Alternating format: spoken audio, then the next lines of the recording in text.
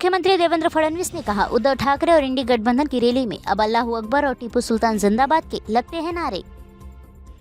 देखिए, ये पहली बार हमको ध्यान में आ रहा है जिस प्रकार की तुष्टीकरण की नीति चल रही है और विशेष रूप से उद्धव ठाकरे जी जो अपने आप को पहले हिंदुत्ववादी कहते थे, वो जिस प्रकार का तुष्टीकरण कर रहे हैं, ये बहुत आश्चर्य की बात है।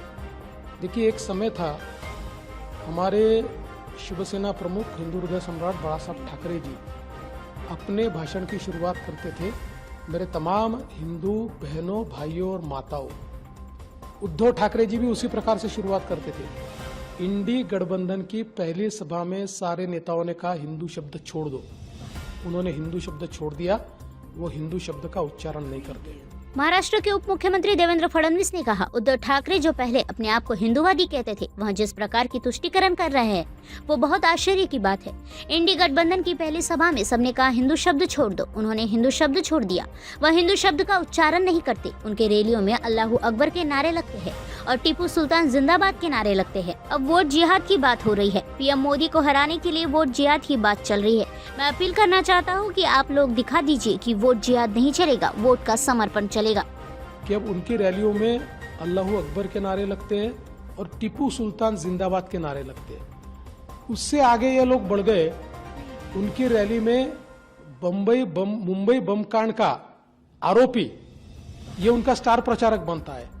और हद तो वो हो जाती है कि जब उद्धव ठाकरे जी की रैली में पाकिस्तान के झंडे नचाए जाते हैं, तो ये तुष्टीकरण की नीति बिल्कुल चल रही है। और अब जिस वीडियो की आपने बात कही, वोट जिहाद की बात की जा रही है, वोट जिहाद, और बकायदा तंजीम को बुलाकर और उनके सामने कहा जा रहा है जो मोदी को हरा सकता है उसको वोट दो। आप उस व्यक्ति की पार्टी मत देखो, वो मुस्लिम नहीं भी हो और सामने मुस्लिम उम्मीदवार हो तब भी उसको वोट दो, क्योंकि मोदी को हराना ये हमारी प्राथमिकता है। मोदी को हराने के लिए वोट जिहाद की बात चल रही है। मैं अपील करना चाहता हूं, अगर इस प्रकार से वोट जिहाद की बात चल रही है तो जो सारे राष्ट्रभक्त नागरिक हैं उनको मेरी अपील है, ये लोकतंत्र का यज्ञ है।